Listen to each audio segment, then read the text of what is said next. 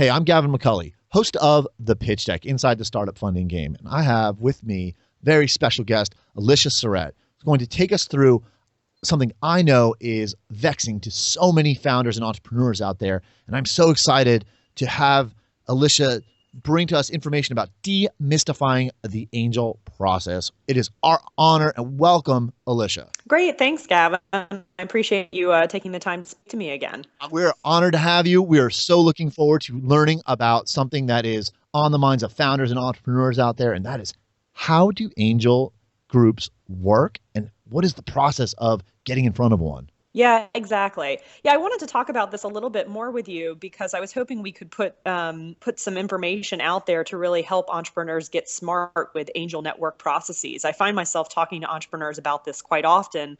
Anytime I recommend that they apply to an angel network that I'm a part of. And so I thought, you know what, let's just chat today about what happens behind the scenes. And hopefully this information will better prepare entrepreneurs before they submit an application, but also so that they can get smart about the process and be more knowledgeable as they go through it.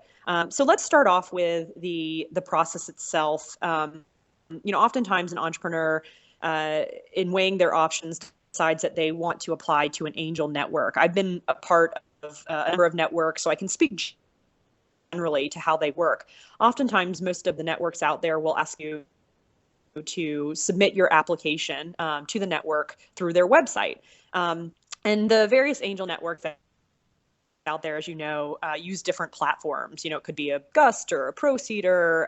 There's various ones out there, but generally most of the networks will direct you to a platform where the entrepreneurs will submit an application that usually covers a lot of the main areas of the business. So what does your business do? How big is the market?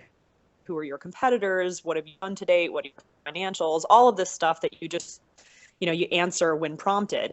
But then after the entrepreneur submits the application, that's where it's kind of like, what happens from here? They don't necessarily get much information from that point on. And the next step is usually them hearing whether they get to present to the angel network or not. So that's kind of where I want to start the conversation, is to talk about a little bit about what happens behind the scenes so that people can get a sense of what they're getting into, and then what happens behind the scenes as the process proceeds. So just to put this in perspective, with any angel network out there, and especially the large ones, they're getting, up to 100 applications per month from entrepreneurs.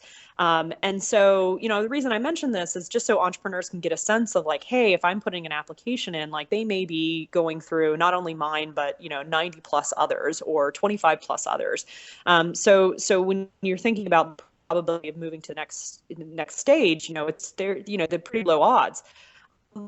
But with that said, I think a lot of times it's pretty easy for angel networks to sort out some of the companies that may not be relevant to the angel network itself. And so what does that mean? Well, usually they're looking for companies that are scalable. So it's kind of easy for them at the first glance to take out any of the unscalable businesses. So, for example, like someone pitching a restaurant on the corner, or maybe like a 2 or 3 person consulting firm. Those are things that are not scalable businesses. And so in the initial applications that come through, those are typical businesses that would be sorted out. Other angel networks might be very specific about saying, look, we don't invest in theater, or we don't invest in art, or we're not going to produce films or radio programs. We don't invest in companies that are outside of the United States. And so even though the number of like 100 or so applications a month sounds pretty high, when you actually think about it and you take away a lot of the unscalable businesses, the amount of applications becomes a little bit more reasonable in nature. But one of the things I did want to point out is that, people are behind these sorting processes on the angel network side. And so when an entrepreneur submits an application and they're able to say that they were recommended by a specific angel in the network, that goes a long way. If someone has already spoken with one of the angels in the group, and they already have a contact point there, and that person has encouraged them to apply, that's a leg up, because there is that assumption that there's probably a fit that's already been explored, and the entrepreneur is probably smarter about the network because of it. But anyway, so that's worth noting, is that I always stress to entrepreneurs that I speak with, if I encourage them to apply to a network I'm a part of, like New York Angels, I always stress they should say that I recommended them on the application, so that I have a chance also on my end to, to put a good word in for them if I believe they're a good candidate for the network. So anyway, let's fast forward a bit. Let's say that the entrepreneur has submitted an application. They've covered all the main diligence areas, prompted an application. They've gotten smart in the network before applying through one of the members and noted that they were recommended by the member on the application. And then, they beat the odds and become one of the companies to present at the step, which would typically be a screening. Now, different angel networks will have different terms for this, but let's use New York Angels as an example, or Golden Seeds. They often call that first presentation screening, where networks were in, let's say 5, 6, maybe 10 companies, depending on how large a group they are, to come in and do an initial presentation to the membership. Now, this can vary depending on the group, but typically you'll have maybe 10 minutes to present, 10 minutes to answer questions from the members, and then when the entrepreneur leaves a room, there's typically minutes of discussion amongst the members about the company. And the idea behind a screening is that you have, let's say, 5 or 10 companies come in, and then the membership narrows the field down to maybe 2 or 3 companies that they really like the best. They want to take the next step and begin a diligence process with them.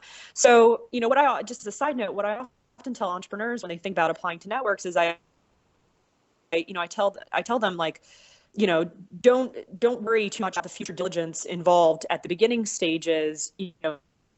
Think about you can think about that as you go, but you really don't, if you're invited to present in its screening, you really don't lose much by coming in and presenting for 10 minutes and doing 10 minutes of Q&A. It's probably a nerve-wracking process, but even if you don't move forward, you're not losing too much of your time. You went through a lot of preparation, but I've heard of some companies going into screening and maybe not moving forward, but still have members in the audience say that they wanted to invest in them or to work with them directly. So even if an entrepreneur decides they don't want to proceed with the network, or even if the network decides they don't want to proceed with the entrepreneur, you don't lose much by applying and by giving the initial screening a shot. So that's something always to keep in mind. But anyway, let's get back on track. So let's say that a company comes in and they do the presentation, they do the 10 minutes of Q&A. When the entrepreneur leaves, as I mentioned, there's often 10 minutes where the members will speak about this entrepreneur after they leave the room and really analyze whether it's worth moving forward with the entrepreneur. And the reason I'm bringing this part up in particular is because, yet again, this is a part of the process where it really helps to have an advocate in the room, in the same way that when the entrepreneur applied to the network, they were able to note someone recommended them on the application and it made a difference. It's really helpful to have a member of the network in the room after you present saying something to the effect of, look, I met this person for coffee, or I met them at an event locally. I've been following them for X number of months. I, gave them some tasks to do, and they did really great at it, or I know some of the investors on the cap table. This is definitely something we should look at. The bottom line is that relationships matter. And when the network itself is deciding, hey, out of 10 or so companies, if we only move 2 or 3 forward, who are those companies going to be? Having a members in the group saying this is worthwhile and I can vouch for this personally really matters. So let's say that a company presents well. Some of the members were excited about them. They had an advocate speak for them. And at the end of a screening presentation, they're one of the companies that moves forward into diligence. So what happens then? a diligence process could be anywhere from a few weeks to multiple months. And this is where I think it scares a lot of entrepreneurs, but I would counter that by saying, so much of the diligence process depends on the entrepreneur themselves. So, if a group of angels after a screening says, yeah, we want to work with you and more about the company and we would potentially invest, here are our diligence requests. If the entrepreneur has all of that information handy in a Dropbox and they're able to be very responsive, the diligence process often won't take as long. Or if the entrepreneur was a serial entrepreneur by background and they've been through this before, they probably know the drill. And so those type things are completely within the entrepreneur's control. With that said, there are things that are completely outside of the entrepreneur's control, as well as the network's control, that may elongate processes. So, for example, if you begin a process right before August, I guarantee you not much is going to happen in the month of August. It's just a month where typically most angels are on vacation and no angel networks hold meetings. I mean, that's just kind of the way it is. So time of year matters. Things just don't really happen over the winter holidays, and they don't typically happen over August. And those certainly become late processes along the way. The other things that certainly matter is the demand for the industry that the entrepreneur is in, and whether there's scarcity, whether they're doing something that's particularly novel. There's so many different factors that come into whether the process it takes a short time or a long time. If there's tons of demand for that business and there's already lots of investors lined up and there's barely any money left in the raise, well, that raise is probably going to happen pretty quickly. But if it's if it's a bit of an uphill battle for the entrepreneur to get investors, it's probably going to take a bit of a longer process, because there's probably a lot of relationships to be built and a lead investor to be found, and a lot of diligence to be done. So that's something to mention. But what I want to get back to again is this concept of how important relationships are with the angel networks, because when entrepreneurs are going through a diligence process with multiple angels in the network, it's usually the case where on the other side, on the network side, you have one or two angels that have raised their hands to say, I'm going to lead or co-lead this opportunity.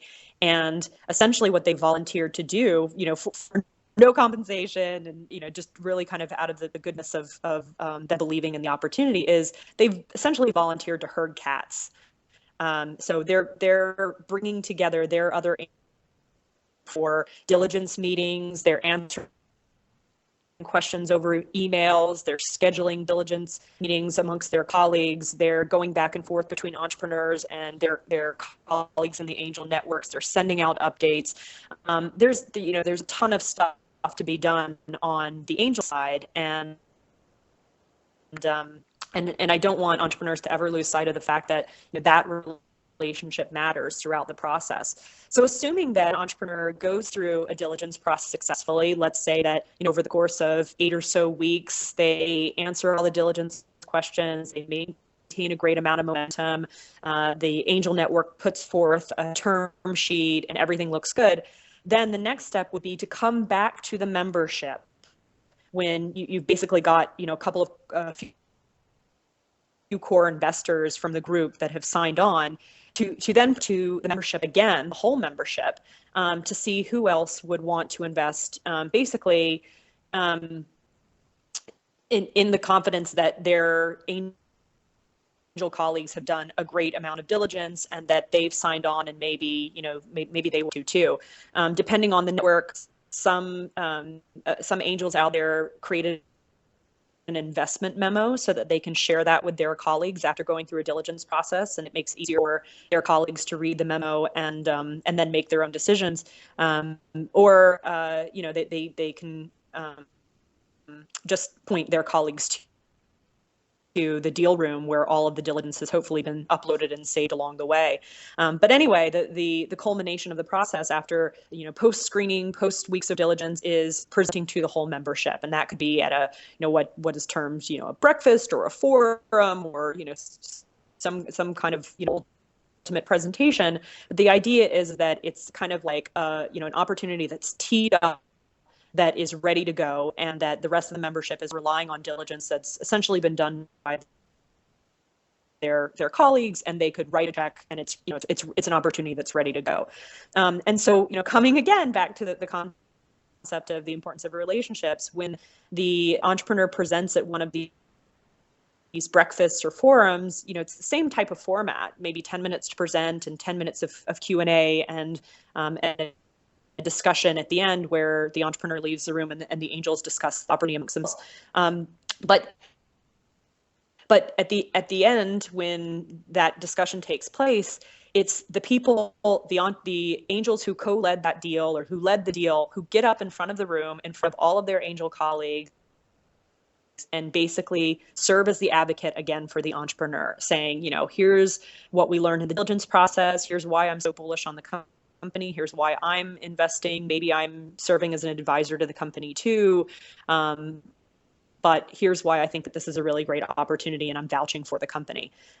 So I mentioned this because I think it's helpful just for entrepreneurs to get a sense of what happens along the way. And I always stress to entrepreneurs that the process is always in your control too, meaning that, if at some point in the process, if it doesn't feel like the right fit with that particular angel network, or maybe the diligence isn't playing out in a way that, you have other concerns in the business, and maybe that process doesn't make sense. Like, you don't have to do anything that you don't want to do. You want to make sure you're taking in investors that are great for your company, and vice versa.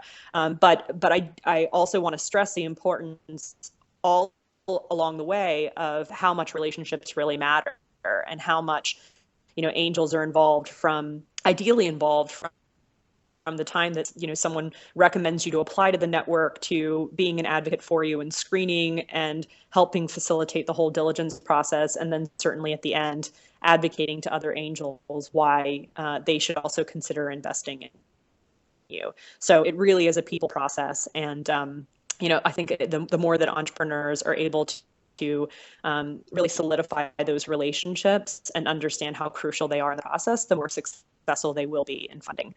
So that's that. Did I miss anything, Gavin, or did you want to add anything? No, I think you ran it down pretty well. And Alicia, what is so, striking about this process for anyone who has spent time in corporate, development, business development, the processes are very similar to, selling a big product to a big company.